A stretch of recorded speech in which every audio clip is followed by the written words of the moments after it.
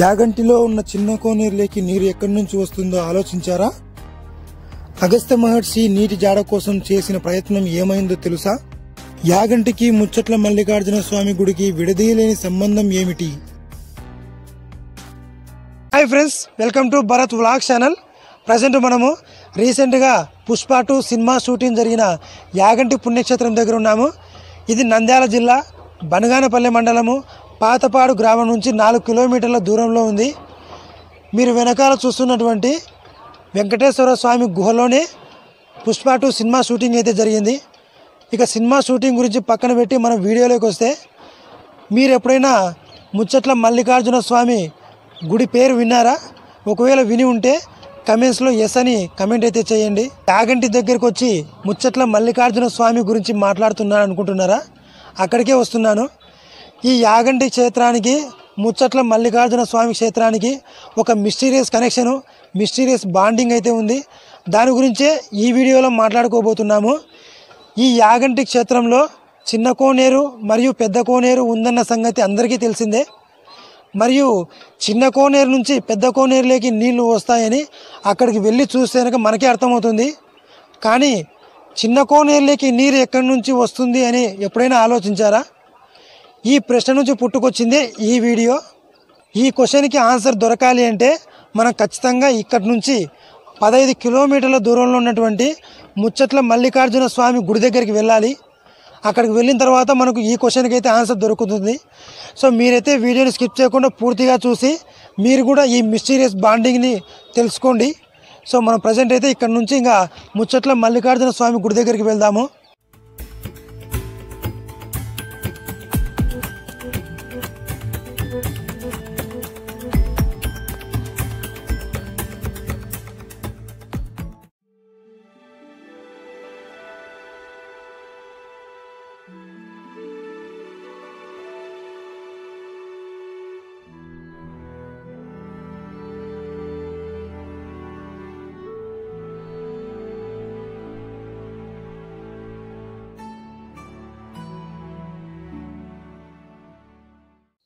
Okay friends, Yaganti నుంచి అర్ధగంట ప్రయాణం చేసిన తర్వాత మేమైతే ముచ్చట్ల మల్లికార్జున స్వామి గుడిని అయితే చేరుకోవడం జరిగింది.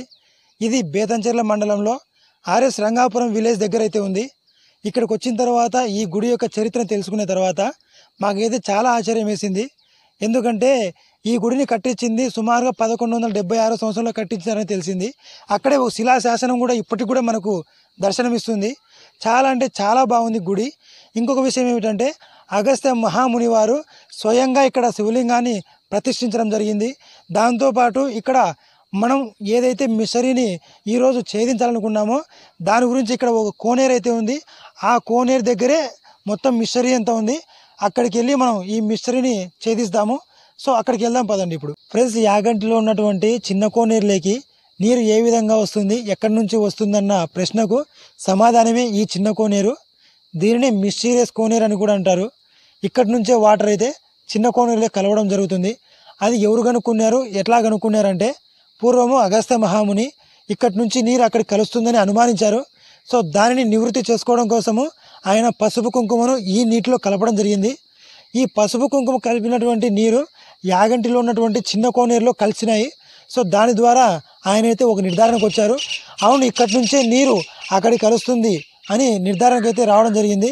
సో ఆ విధంగా అక్కడ నీరు ఏ విధంగా వస్తున్నాయనే క్వశ్చన్కి అయితే ఆన్సర్ దొరికింది. దానికి సంబంధించినటువంటి శిలాశాసనం కూడా యాగంటి క్షేత్రంలోనే ఉంది. ముఖమండపంలో ఒక బోర్డు మీద అయితే రాయడం జరిగింది. మీరు అక్కడికి వెళ్ళినప్పుడు దాన్ని గమనించవచ్చు. మనమైతే ఇక్కడ నుంచి ఇంకా పురాతనమైనటువంటి 1176 సంవత్సరంలో కట్టినటువంటి గుడిని అయితే కనుక చూద్దాం. ఇప్పుడు అక్కడికి వెళ్దాం పదండి.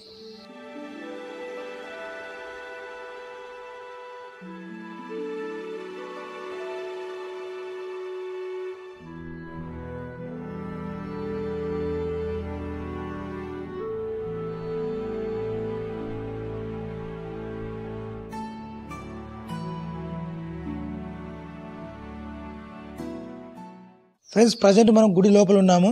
మీరు చూస్తున్నటువంటి ఈ శిలాశాసనం ద్వారానే 1176 సంవత్సరంలో ఈ గుడిని నిర్మించారని, ఆర్ఎస్ రంగాపురానికి సంబంధించినటువంటి రెడ్డెమ్మ అనే వాళ్ళ నానమ్మ ఈ గుడిని కట్టించారని, ఈ శిలాశాసనం ద్వారానే తెలిసిందని గుడి యొక్క పూజారి తెలియజేయడం జరిగింది. సో మీరు చూస్తున్నారు కదా, కొన్ని వందల సంవత్సరాల నుంచి ఈ శిలాశాసనం ఉండడం వల్ల వచ్చినటువంటి భక్తులు దీన్ని తాకడం వల్ల ఇక్కడ ఉన్నటువంటి లిపి అంతా కూడా చెరిగిపోయింది.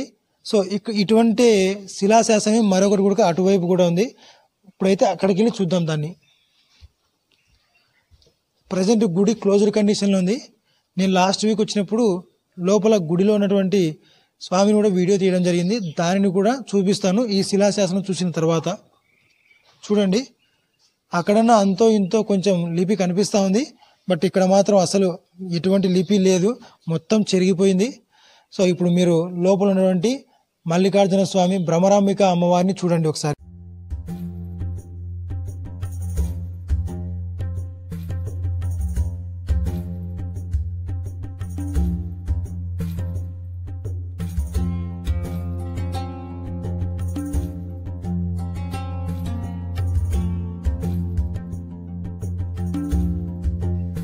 మీరు చూస్తున్నటువంటి మల్లికార్జున స్వామి వారిని స్వయాన అగస్త్య మహాముని వారు ప్రతిష్ఠించినది.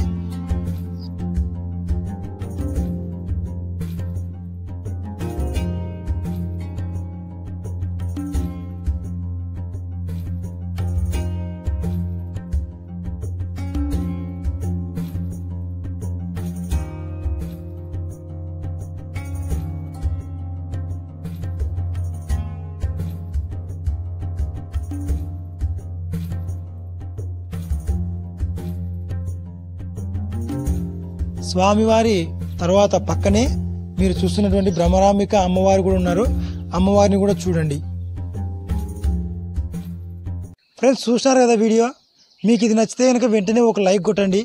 ఇంకా మన ఛానల్ని సబ్స్క్రైబ్ చేసుకోకపోతే వెంటనే సబ్స్క్రైబ్ చేసుకోండి. So thanks for watching. మరొక మంచి వీడియోతో మీ ముందుకైతే వస్తాను. అంతవరకు సెలవు. Bye friends.